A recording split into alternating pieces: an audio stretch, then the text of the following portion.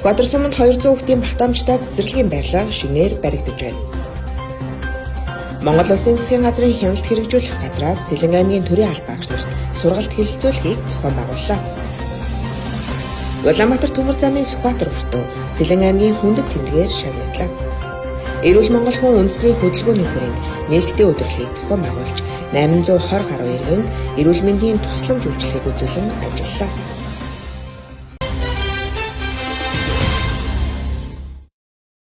Аймгийн төв Сүхбаатар сум сүүлийн жилүүдэд алтан булаг чиглэлийн төв зам дагуу тэлж байгаа айл өрх байгууллага аж ахуй нэгжүүд төвлөрч буйтай холбогдуулан тус чиглэлд сургууль цэцэрлэгийн хэрэгцээ шаардлага үүсээд байсан юм а.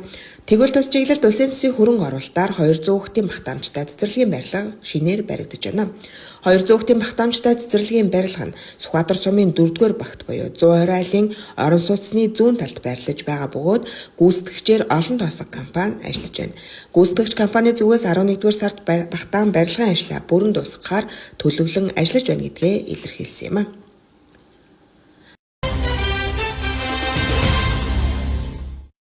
Алсын хараа 2050 Монгол Улсын урт хугацааны хөгжлийн бодлогын баримт бичиг Монгол Улсын засгийн газрын 2020-с 2024 оны үйл ажиллагааны хөтөлбөр, шин сэргэлтийн бодлого, төрийн байгууллагын үйл ажиллагааны шинжилгэлийн хүрээнд өнгөрсөн жил буюу 2023 онд аймгийн засаг даргын тамгын газар, засгийн газрын хяналт хэрэгжүүлэх газар, шин сэргэлтийн бодлогын хурцсуур төвтэй хамтран процессын дахин инженерчлэх талаар судалгааг 400 гаруй төрийн аль багчдыг хамруулан зохион байгуулж, Монгол Улсын засгийн газрын хэрэг эрхлэх газрын даргын 2023 оны 64-р тушаалаар байгуулагдсан ажлын хэсэг, Сэлэн аймгийн хөдөлмөр халамж үйлчилгээний газар, эрүүл мэндийн газар, Шамар сумын засаг даргын тамгын газарт процессын дахин инженерчлэлийн судалгааны ажлыг хамтран хийж гүйцэтгсэн.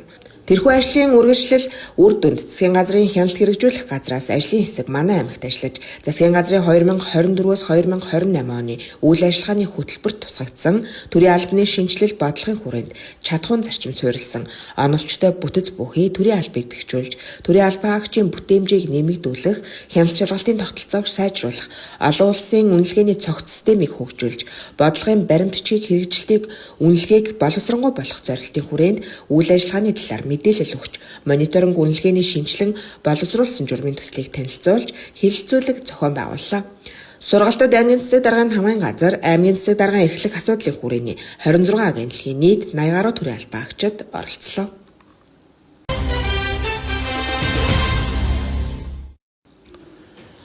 Монгол Улсын хувь нийлүүлсэн Улаанбаатар төмөр зам нийгэмлэгийн Сүхбаатар өртөө үүсгэн байгуулагдсны түүхт 75 жилийн ой энэ онд тохиож байна. Ойн баярын арга хэмжээг энэ сарын 6-нд Сүхбаатар суманд зохион байгуулж тэмдэглэн өнгөрүүлсэн юм а. Улаанбаатар төмөр замын Сүхбаатар өртөөний түүхт 75 жилийн ойн баярыг тохиолдуулан Сэлэн аймгийн иргэдийн төлөөлөгчдийн хурлын даргын 2024 оны 11-р сарын 6-ны өдрийн А26 дугаар захирамжаар Улаанбаатар төмөр зам хувь нийлүүлсэн нийгэмлэгийн Сүхбаатар өртөөг Сэлэн аймгийн хүндэт тэмдгээр шагналаа. Мөн Сүхбаатар өртөөний Ахмад төмөр замчин алтан цэцгийг төрийн дэд алтан гац содонгоор аймгийн засаг даргын жуух бичгээр үнэлгээний операторч Бат Тунгалаг, ерөө өртөөний жижүүр Баян Эрдэнэ нарыг шагнаж урамшууллаа. 1949 оны 11-р сард Улаанбаатар төмөр замын Сүхбаатар өртөөнөөс анхны вагон хөдөлсөн цаг үеэс хойш өдгөөг хүртэлх 75 жилийн түүхэн замналд тус өртөө нь Аз Европыг холбосон төмөр замаар Монгол улсынхаа хөгжил дэвшил, бүтээн байгуулалтын бүхэл салбарын ачаа тээврийг хариуцаж, олон улс орон нутгийн зорчигчдын бат найдвартай унаа байж, экспорт импортын үүдэн болон ажиллаж ирсэн мэлээ.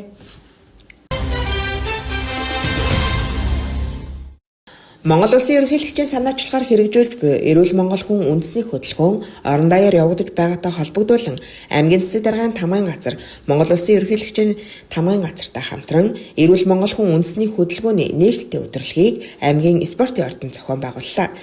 Нээлттэй удирдлагын хүрээнд тэрбум мод үндэсний хөдөлгөөний хэрэгжилт явцыг сурталчлах, тарьцуулгацын танилцуулга, мэдээлэл, хүнсний хангамж, хүнсний аюулгүй байдал, үзэсгэлэн худалдаа, хөдөлгөөн эрүүл мэнд арга хэмжээ, ерөнхий боловсролын сургуулийн үдийн хоол хөтөлбөрийн үзэсгэлэн, ард иргэдэд эрүүл мэндийн боловсрол олгох, үзлэг хийх, эрүүл мэндийн отог үйлчилгээг зохион байгууллаа.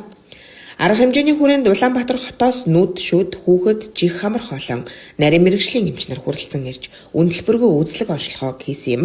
Удирдлагын хүрээнд нийтдээ давхардсан тоогоор 820 гаруй иргэн нарийн мэргэжлийн эмч нарын үзлэг онцлогоонд хамрагдсан байна.